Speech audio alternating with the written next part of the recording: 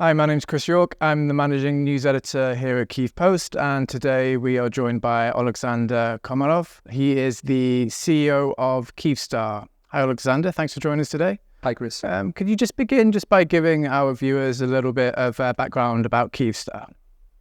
Kyivstar is the biggest telco provider in Ukraine. So we are market leader in mobile broadband, in fixed broadband, and in OTT TV business.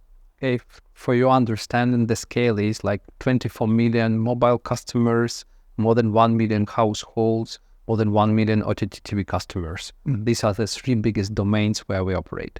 And I understand that Kyivstar's had quite a dramatic few days after an announcement appeared on the website of the Security Services of Ukraine. Could you just tell us a little bit about that? Yes, on Friday, there were a couple of quite controversial press releases issued by the Security Service of Ukraine and General Prosecutor Office, okay, about seizure of the corporate rights of the asset that belong to a number of sanctioned individuals, and one of them is Mr. Fridman. So it's indirectly affects Kyivstar because Kyivstar is an international entity, 100% owned by the VEON company. VEON is a public international entity that is operating in 6 countries, including Ukraine, listed on NASDAQ and Euronext, and that is partially owned by the letter one company that is actually partially owned by Mr. Fridman. And what's Mr. Fridman's role in Kyivstar, just to clarify? There is no role. No role. No role. He's a kind of one of the minority investors, into the VEON business. Okay. And how did you find out about the SBU's claim? Were you told in advance about anything? No, we were not told in advance, and a little bit surprised because due to the Kyivstar nature of Kyivstar business, like critical infrastructure and critical services to the customers, okay, and somehow critical from national security perspective nature, we are in a quite, I would say, successful cooperation with the different agencies in Ukraine, including SSU. Okay, but unfortunately, I got this news in the car. Okay, I was traveling to the business trip from Kyiv to Warsaw, and I just crossed the Ukrainian border. Okay, and I got this news from the SBU Telegram channel. So actually, literally from media. Okay, and I want to underline that so far, neither Kyivstar or VEON did not receive any formal court decisions. Okay, and this court decision was not registered, in the specific register of all court decisions in Ukraine. So somehow all our understanding is actually based on these announcements and some restrictions imposed on our depositarium. And since the announcement appeared on the website, have you heard anything since then? Nothing. Nothing at all? Nothing. Okay. And could you just give us a bit of background to this particular incident? Because I understand your parent company, VEON, recently announced that it was withdrawing from the Russian market. Could you just tell us a bit about that and how it's related to this? Okay. VEON is an international telco provider, okay, operating across 6 different markets, mainly emerging markets, like, for example, Ukraine and Pakistan, okay, servicing more than 160 million customers across the globe.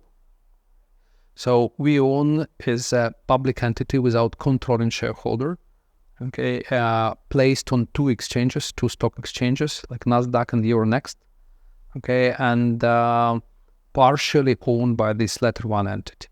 Either letter one or VEON were not sanctioned by international institutions. It was a specific, I will say, answer from the OFAC that there is no questions to these entities due to their ownership structure. Okay, and we are in Ukraine almost 27 years. Okay, so we are one of the biggest investor into the Ukrainian economy, one of the biggest taxpayer into the Ukrainian economy.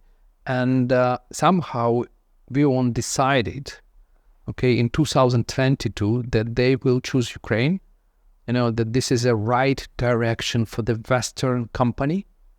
Okay, they announced in September 2022 that they will do their best efforts in order to leave Russia. and this exit was just finalized on Monday this week. So VEON left Russia. Okay, so there is no any kind of, let's say, put or call options incorporated into the deal. So we close the door behind Russia.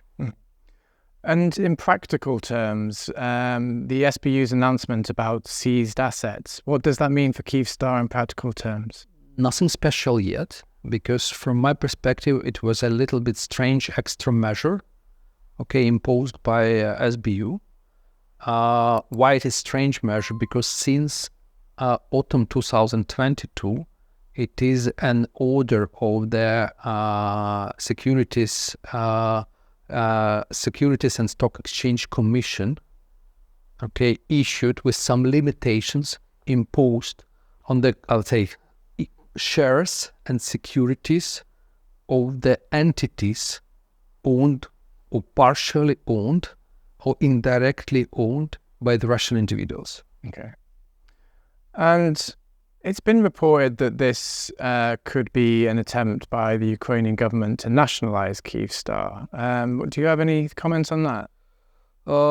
Yes, there are recent reports and even some statements from the government officials that such type of, let's say, consideration is in place.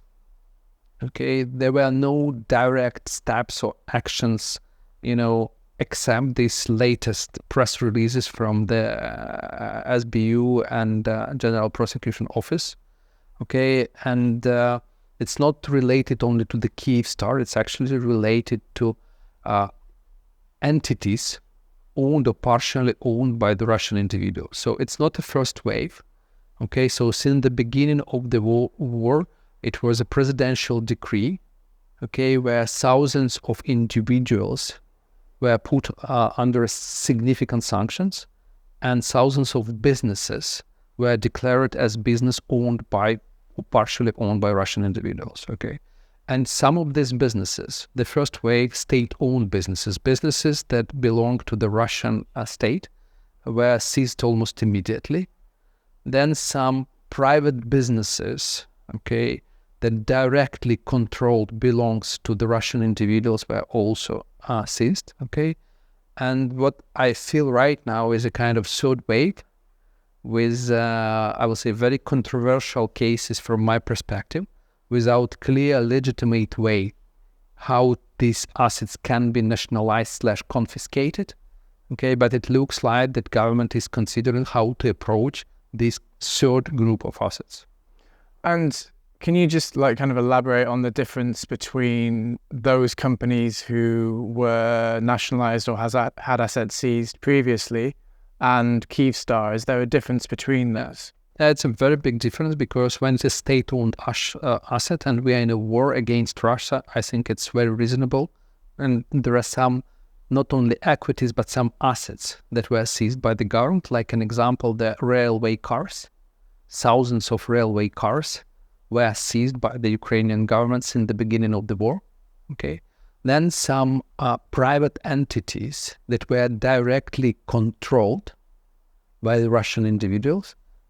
And the biggest difference that Kyivstar, let's say VEON, is an international public entity partially owned, and it's minority ownership, by the structure that is partially owned by the Russian individuals. And this is where I see the biggest difference.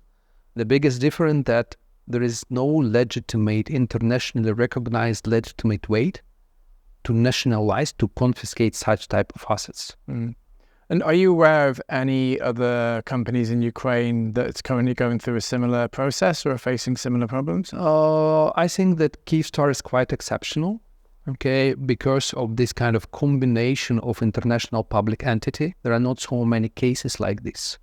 There are not so many public businesses that are so big, visible, with kind of partial Russian ownership, in Ukraine, to compare Kyivstar. And let's also face, probably one of the biggest assets right now.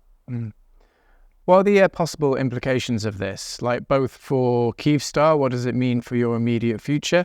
But then also, what does it mean for the wider area of business in Ukraine, particularly at a time where Ukraine is trying incredibly hard to drum up international investment?